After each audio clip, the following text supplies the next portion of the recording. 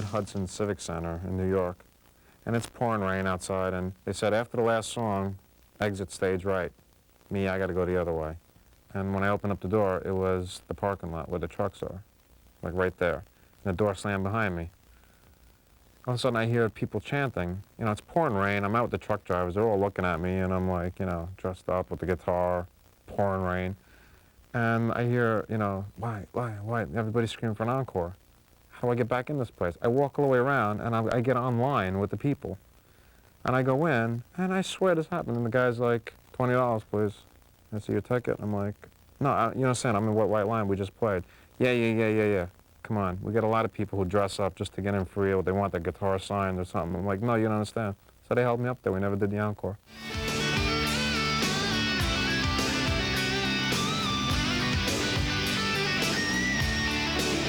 The obsession of guitar came with the obsession of Jimmy Page and Led Zeppelin. There were others, you know, Robin Trowers, Hendrix, Pat Travers, you know, but Jimmy Page was the obsession. It was like, I had to be like Jimmy Page, you know. And then after that, it was like only a few years later when Eddie Van Halen came out, and then that was it for me. You know? Eddie Van Halen opened a lot of things for me, you know, like he did a lot, you know, a lot of people want to play like him because they want to be like him, but like for instance, you know, with the guitar I'm holding, you know, by that time I had a Stratocaster with the little single coil pickups, and I had my Les Paul with the humbucker because I knew I loved the sound of the Les Paul, but I liked the feel and I liked the bar, the tremolo bar on a Strat. And it just, Eddie Van Halen made me realize, well, you can put the electronics of one guitar in another. And I didn't know that. So, and then it was like you hear certain things in your head. It's like, you know, I always used to wonder myself, like, okay, I'm playing down here. Wouldn't it sound wild if I could all of a sudden go up here? But how do you do that? You know, your fingers aren't that long.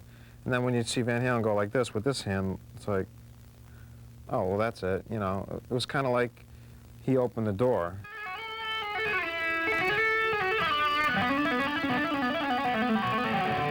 I always loved Boston and Journey and Van Halen and stuff like that. It was like heaviness with melody. It was like, you know, when I plugged into an amp, you want to be heavy like Eddie Van Halen, but at the same time I loved Elton John. And that's what gave me the combination. That's why with White Lion, it's like, you know, we always stayed melodic and stuff, but I always had a, you know, made sure I had a heavy guitar sound because, you know, that to me is where it's at. It's, you know, it's got to be heavy guitar, but at the same time melody.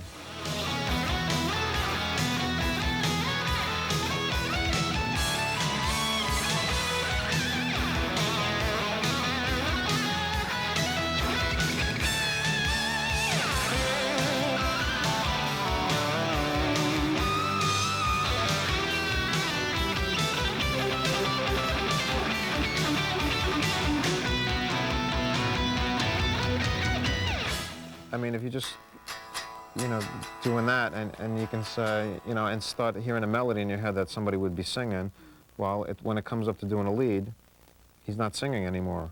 Like, for instance, for the weight solo, like I have to turn this on and make noise now, you know, I want it to go, you know, to start the solo. And then, you know, I heard the note, well, that was it, right here. So that's where you knew, when you add the, in other words, you know, the little you know, shaking and the little subtleties. But originally you hear da da da da da, and it's like that's a melody. Mike could have sang it, and that's, you know, I piece it together.